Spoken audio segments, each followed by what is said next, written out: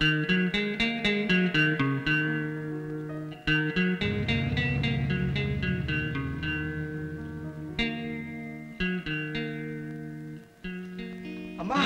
వచ్చావా తల్లి?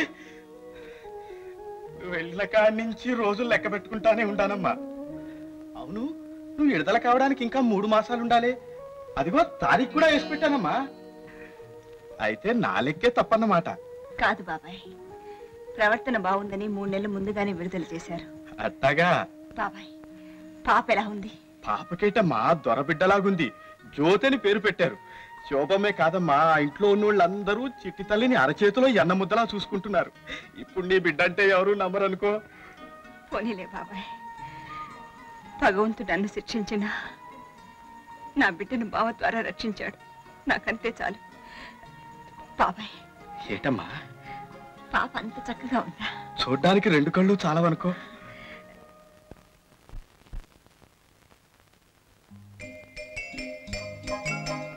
అమ్మగారు, పాపను వదిలేసి మీరే ఆడుకుంటున్నారు? ఆడుకోవడం కాదే, బంతాట నేర్పుతున్నా. ఓహో, నేర్పడం అంటే ఆడుకోవడం అన్నమాట. ఇంట్లో పనంతా పనేసి కబులు చదువుతోంది. అమ్మ మనం ఆడుకుందాం, పట్టుకో.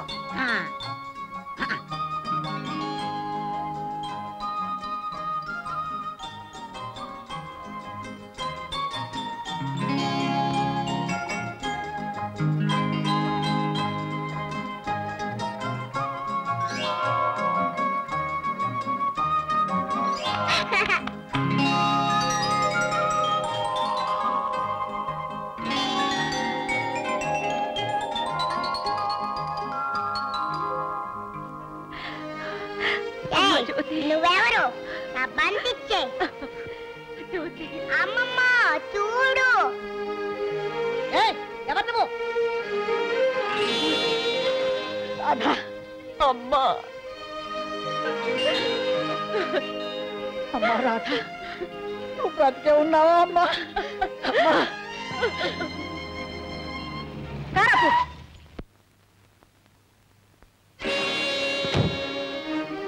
నువ్వా? ఆగు, మీ అమ్మ రాధ కదూ? అవును తల్లి, ఇన్నాళ్ళు ఎక్కడుందో ఏమైపోయిందో. తర్వాత తీసుకెళ్లొచ్చు. కార్ షెడ్ లో పెట్టి ముందు లోపలికి రా.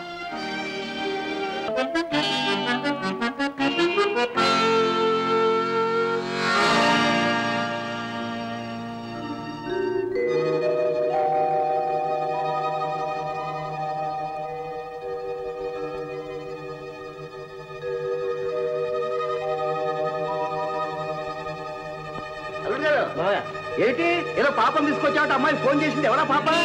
నా స్నేహితుడు కూతురు మావయ్య. నెల రోజుల క్రితం అతని భార్య ప్రసవించి కళ్ళు మూసింది. అతనేమో అర్జెంటుగా అమెరికా వెళ్ళిపోవాల్సి వచ్చింది. తొందరలో తిరిగిరాడు కూడా. మరేం లేదు, మా డ్రైవర్ రంగన్న కూతురికి డెలివరీ టైం. మెటర్నిటీ స్పెషల్ వార్డులో ఒక రూమ్ ఇప్పించండి. థ్యాంక్స్. బిల్లు నేనే పే చేస్తాను. శోభ, రాధ పరిస్థితి నీకు తెలిస్తే నీకెలా చెప్పాలో కూడా నాకు తెలియడం లేదు. అమ్మా,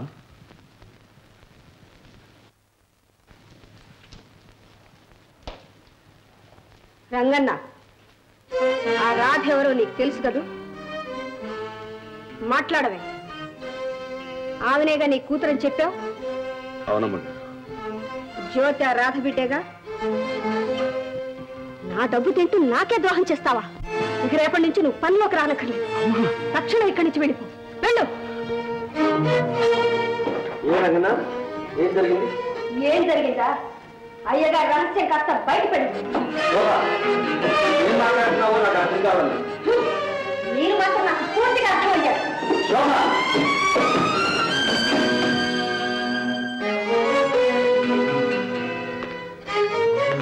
ఏమిటి శోభ, ఏం జరిగింది? జ్యోతి ఎవరు బిడ్డని చెప్పారు? మాట్లాడరేవండి. శోభ, ఆవేశపడకు. జరిగిందంతా తర్వాత చెప్తాను. చెప్పిందంతా గుడ్డిగా నమ్మడం వల్లనే ఇంతవరకు వచ్చింది. అసలు మీకు నిజం చెప్పడం చేతనవునా? అబద్ధం చెప్పడం మాత్రం చేత కాదు. ఇంతవరకు మీరు చెప్పిందంతా అబద్ధం కాదా? చచ్చిపోయిన రాధ ఎలా బ్రతుకొచ్చింది? పెళ్లి కాకుండానే రాధకి ఎలా బిడ్డ పుట్టింది? శోభ, అనవసరంగా ఆవేశపడకు. నన్ను అర్థం చేసుకో. బాగా అర్థం చేసుకునే మాట్లాడుతున్నాను. నాస్తి కోసం నన్ను పెళ్లి చేసుకున్నారు, దాన్ని డ్రైవర్ ఇంట్లో పెట్టి చాటు మాటగా నాటకం ఆడుతున్నారు. శోభ, నీ వ్యవహారం బయటపడుతుందని జ్యోతి పరాయి బిడ్డని మభ్యపెట్టి నన్ను మోసం చేశారు. ఆగేవి కానివ్వండి. దాని మీదున్న మోజుతో ఆఖరికి నన్ను కొట్టే స్థితికి కూడా వచ్చారన్నమాట. సరే, దాన్నే ఇంట్లో తెచ్చిపెట్టుకోండి. ఈ అవమానాలు భరిస్తూ నేను ఇక్కడ ఒక్క క్షణం కూడా ఉండలేను.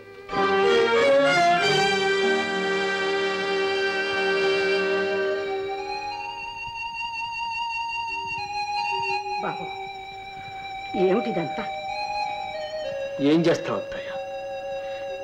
నాతో ఇన్నేళ్లు కాపురం చేసి చివరకు నన్ను ఇలా అర్థం చేసుకుంది శోభ. పాపిష్టి వాళ్ళం, మా వల్ల ఇదంతా జరిగింది. నువ్వేం బాధపడకత్తయ్య. కాదులే బాబు, ఈ పరిస్థితిలో నేను ఇక్కడ ఉండడం మంచిది కాదు. నన్ను కూడా రాధదేరి పంపించే బాబు. కలో గంజో తాగుతూ ఇద్దరం ఒక చోటే పడి ఉంటాం. నమస్కారం అండి. నమస్కారం. ఎవరు? నేను మోహన్ అండి. మోహన్ అంటే చక్రధరరావు గారు అబ్బాయినండి. మా చక్రం కొడుకోటే? లే ఎంత మారిపోయావు. విదేశాల నుంచి ఎప్పుడు రావటం? ఇవాళే వచ్చానండి. ఒంటరిగా వచ్చావా, జంటగా వచ్చావా? లేదండి, ఒంటరిగానే వచ్చాను. అదేంటో ఈ రోజుల్లో పెళ్ళైన వాళ్ళు విదేశాలకు వెళ్తేనే వచ్చేటప్పుడు మన అమ్మాయిని తీసుకొస్తున్నారు. నువ్వు అసమర్థులాగా ఉన్నావు. విదేశాలకు వెళ్ళినా మన సాంప్రదాయాలు మర్చిపోలేదండి. బేష్, విదేశాలకు వెళ్ళినా ఈ సాష్టాంగ దండ ప్రమాణాలు, ఈ పాదధూళ్ళు ఏవి వదిలిపెట్టలేదన్నమాట. మా చక్రం కొడుకు అనిపించావు. ఏమైనా పులిబిడ్డే. చదువు పూర్తయిందే? అయిందండి. మీ దయ వల్ల PhD డిగ్రీ కూడా తీసుకున్నానండి. ఈ సంగతి చెప్పిపోదామని వచ్చాను. వెళ్ళిస్తానండి. వెళ్తావా? కుమ్మం దాటి చెబుతాను. వెళ్ళటం రావటం అంతా నీ ఇష్టం ఏమిటి? అది కాదండి. మాట్లాడకు. 2-3 రోజులు ఇక్కడ ఉండాల్సిందే.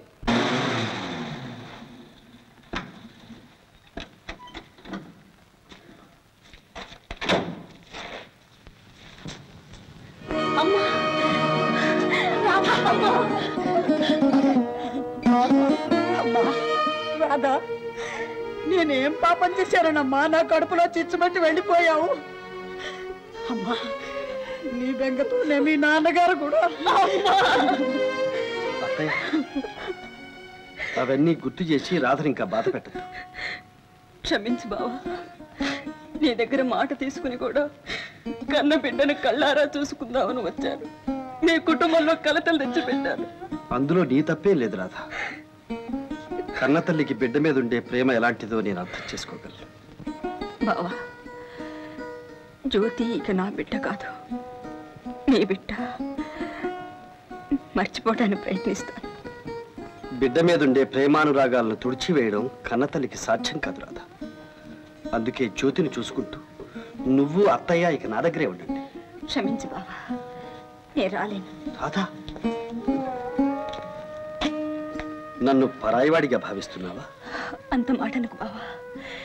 ఈ ప్రపంచంలో నీకంటే మాకు ఆప్తులు ఎవ్వరూ లేరు. కానీ మా రాక మీ ఇంట్లో ప్రళయాన్ని రేపుతుంది. శోభ నీకు మరింత దూరం అవుతుంది. నీ సంసారాన్ని నిలుపుకోవటం నీ కర్తవ్యం బావా. నువ్వైనా సుఖంగా ఉంటే మాకంతే చాలు. మీరు కష్టాల్లో కాపురం ఉంటే నేను సుఖంగా ఉండగలనా రాధ? నా మాట విను. ఇంత జరిగినా మా మీద నీకెందుకు బావా ఈ దయ? మా కోసం ఎటువంటి త్యాగానికైనా వెనుకాడవని తెలుసు. కానీ అది పొందే హక్కు మాకు లేదు. అంతులేని నీ త్యాగంతో మమ్మల్ని ఇంకా కుంగిపోయేటట్టు చేయకు బావా. రాధా, వద్దు బావా, ఇంకేం చెప్పకు. దిక్కులేని సమయంలో దేవుళ్లాగా ఆదుకుని ఆశ్రయం ఇచ్చాడు రంగన బాబాయ్. కన్న తన్నిలాగా చూస్తున్నాడు. ఇక్కడ మాకే లోటు రాదు. అవును బాబు, మేము రాలేదని మరోలా అనుకోకు. వస్తాను.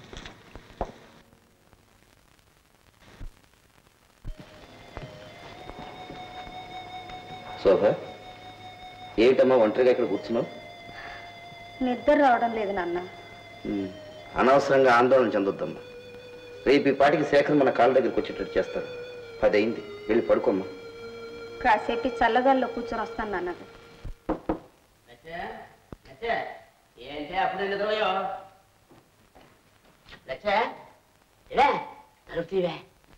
నేను తీను పో, నువ్వు తాగొచ్చుంటావు, నన్ను తంతావు. అబ్బే, నీతోడే నేను తాగలేదే. కావాలంటే దగ్గరికి వచ్చి నోరు వాసన చూసుకో. చీపోనా?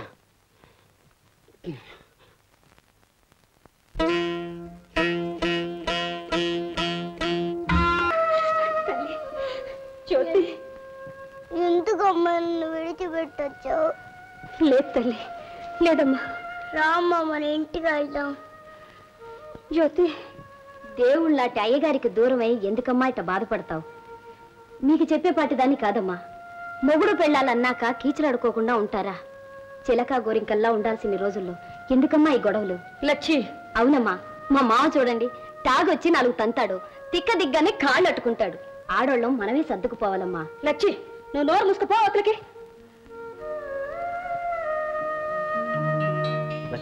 జ్యోతి వచ్చింది అక్కడికి. వచ్చింది బాబు, అదిగో ఆ గదిలో ఉంది.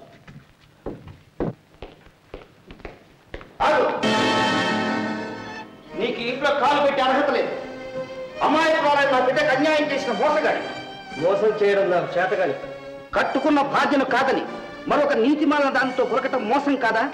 ఆనందరావు గారు, మీరు నిష్కారణంగా నా మీద అభాండాలు వేస్తున్నారు. నేను ఎవరి కన్నుగప్పి ప్రవర్తించలేదు. శోభ కనుగప్పే దురుద్దేశమే లేకపోతే రాధ చచ్చిపోయిందని ఎందుకు చెప్పావు? ఆమె బ్రతుకుల సంగతి ఇన్నాళ్ళు ఎందుకు దాచావు? మాట్లాడవే. అబద్ధాలు చెప్పి దానికి పుట్టిన బిడ్డను నీ ఇంట్లో ఎందుకు పెంచవలసి వచ్చింది? ఎవరో చేసిన అన్యాయానికి అభంశుభం ఎరుగని పసిపిల్ల బలి కావడం ఇష్టం లేక. అవును, ఆ పసిబిడ్డ శ్రేయస్సు నీకు కావాలి. ఆ అనాథను ఉద్ధరించాలి. నిన్నే నమ్ముకున్న నీ భార్య శ్రేయస్సు మాత్రం నీకు అక్కర్లేదు. శేఖర్, ఆఖరిసారిగా చెబుతున్నాను, నీ సంసారం సుఖంగా ఉండాలంటే దాంతో ఎలాంటి సంబంధం ఉండకూడదు. పూర్తి కథగలింపులు చేసుకోవాలి. శాసిస్తున్నారా? అర్థంతో నా చేత కాదు. ఆత్మహత్యలు చేసుకోవడం నాకు అలవాటు లేదు. అంటే నీ ఉద్దేశం? క్షమించండి, చిన్నప్పటి నుంచి నన్ను పెంచి పెద్ద చేసిన ఆ కుటుంబానికి కృతజ్ఞుడి కాలేదు. అర్థాంతరంగా వచ్చిన ఆస్తి అంతస్తు కోసం నా ఆత్మీయుల్ని వదులుకోలేదు. విన్నావా శోభ? వీడు గుండెలు తీసిన బంటు, తేనె పూసిన కత్తి. ఆ కోట వ్యామోహంలో పడి నీతి నియమాలు గాలికి వదిలిన నీచుడు. నేనెప్పుడూ నీతి తప్పలేదు, నిజాయితీని మర్చిపోలేదు. మీరు నమ్మినా నమ్మకపోయినా ఒక్కటి మాత్రం నిజం, రాధ వరుసకు మరదలే అయినా నాకు చెల్లితో సమానం. మా ఇద్దరి మధ్య ఉన్నది పవిత్రమైన అనుబంధం. పచ్చి అబద్ధం. తప్పుడు పనులు చేసేవాళ్ళు సమర్థించుకోవడానికి చెప్పే మాటలు. ఆనందరావు గారు,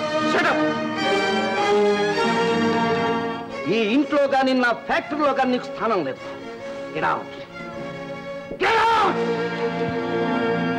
జ్యోతి, రామ్మ వెళదాం. అమ్మా, నేను వెళ్ళను, నీ దగ్గర ఉంటాను. ఎవతే నీకు అమ్మ పాపిస్తా?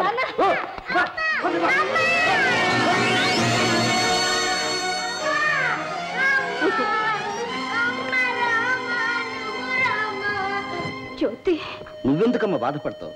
ఆ అప్రాచుడు కాదనంత మాత్రం నీ కాపురం పాడైపోతుంది. 2 నిమిషాల్లో డైవర్స్ ఇప్పించి నీ మోహన్ పెళ్లి చేస్తాను. నాన్నగారు, నా దురదృష్టానికి నేను కూలిపోతుంటే ఇంకా నేనెందుకు చిత్రవధ చేస్తారు? నన్ను ఇలా బ్రతకనివ్వండి.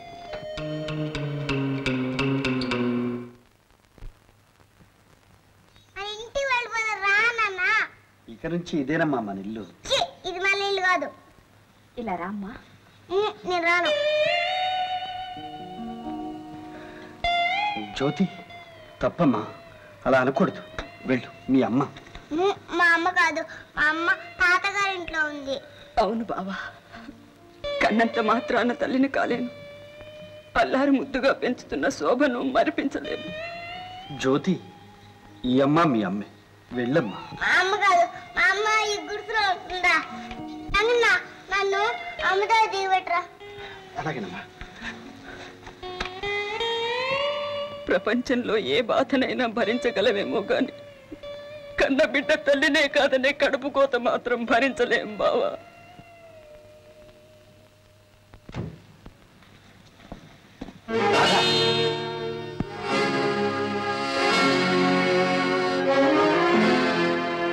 మోహన్, ఓ శేఖర్, ఇక్కడికి ఎందుకు వచ్చావు? ఇంకా ఏం మిగిలిందని వచ్చావు? నువ్వు పెట్టిన చిచ్చు రాధ ఇంటిని ఎంతవరకు దహించిందో చూడాలని వచ్చావా? నువ్వు విదజల్లిన విషయం ఈ వంశవృక్షాన్ని ఎంతవరకు నాశనం చేసిందో చూసి ఆనందించాలని వచ్చావా? ఎందుకు వచ్చావు? క్షమించు శేఖర్, చేసిన తప్పు సరిదిద్దుకోవాలని వచ్చాను. అయితే ఇంతకాలానికి రాధ గుర్తుకొచ్చిందా నీకు? రాధను నేను ఎప్పుడూ మర్చిపోలేదు శేఖర్. అమెరికాలో ఉన్న 5 సంవత్సరాలు ఆమె కోసమే తప్పించాను. రాధకు చేసిన అన్యాయం నా మనస్సును అనుక్షణం దహించి వేసేది.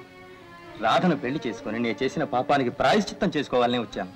నీ మాటల గారడితో మోసం చేయాలని ప్రయత్నించకు. మోసం చేయడమే ఉద్దేశం అయితే ఫారెన్ వెళ్లే ముందే పెళ్లి చేసుకుని ఉండేవాడిని, లేదా అక్కడే ఎవరినైనా పెళ్లి చేసుకుని వచ్చి ఉండేవాడిని. నా రాధ కోసమే ఇప్పటి వరకు పెళ్లి చేసుకోకుండా ఉన్నాను. శేఖర్, నా మాట నమ్ము శేఖర్. నా ఫారిన్ ప్రయాణానికి మీ మామగారే సాయపడ్డారు. ఆయనకి నా కృతజ్ఞత చెప్పుకోవడానికి వెళితే ఈ విషయాలని తెలిసేది. శోభ నువ్వు ఒకటిగా ఉండాలంటే రాత్రి నేను పెళ్లి చేసుకోవడం ఒక్కటే పరిష్కార మార్గం.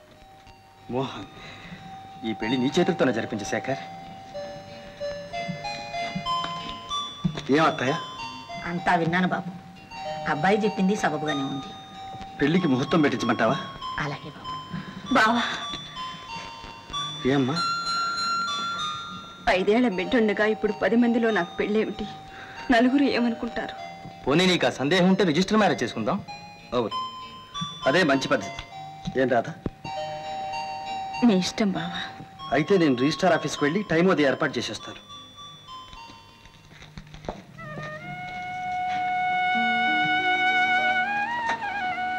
రాధా, ఎంత మారిపోయావు రాధా. పెద్ద పెద్ద భవనాల్లో బతికిన నీకు ఈ పూరిగుడి సాధారణమైందా? తప్పు నాది, శిక్ష నీది అయింది. ఊరుకో రాధా, ఊరుకో. ఇక మీద నువ్వు ఎప్పుడూ ఆనందంగా ఉండాలి, కన్నీళ్లు పెట్టకూడదు. అత్తయ్య బాబు, రాధకి మంచి చీరలు కూడా లేనట్టున్నాయి. ఎలాగో పెళ్లి చేసుకోబోతున్నాం. అలా రాధని బజార్కి తీసుకువెళ్ళి కావాల్సినవన్నీ కొనుక్కొస్తాను. సరే బాబు. రాధా, వెళ్ళండి అమ్మా.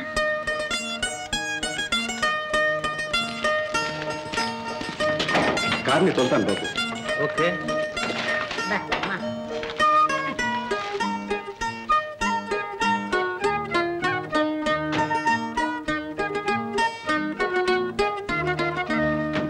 నీకు తెలియదు సరోజ, నిజం బయటపడ్డాక ఆయన అన్నిటికీ తెగించారు. ఇప్పుడు పూర్తిగా మారిపోయారు. మారింది ఆయన కాదు, నువ్వు. సరోజ, అవును శోభ, ఆయన మనం ఎంతో పరీక్షించాం. ఏమైంది? అలా నీతి నిజాయితీలకు నిలబడ్డ మనిషిని నేను ఇంతవరకు చూడలేదు. ఆయన అంటే నీకు చాలా అభిమానం. నిజమే, మంచి వాళ్ళంటే ఎవరికైనా అభిమానమే.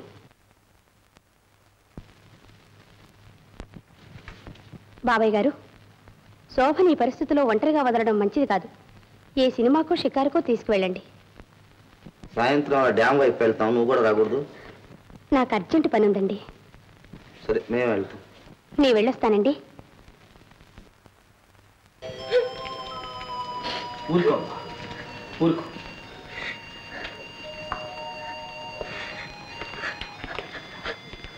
ఇప్పుడు చెప్పండి, జ్యోతి తల్లి పతిత అంటారా? ఆమెది పవిత్ర జీవితం కాదంటారా? చెప్పండి. అవునండి, రాధ పతిత కాదు, ఇతరుల అన్యాయాలకి బలి అయిపోయిన అమాయకురాలు. అంత చదువుకున్న మోహన్ ఇంత నీచంగా ఎందుకు ప్రవర్తించాడో ఆశ్చర్యంగా ఉంది. ఆశ్చర్యం ఉంది బాబు. దురాలోచన, దూరాలోచన. దూరాలోచన. ఖాసిం, మోహన్ నీకు తెలుసా?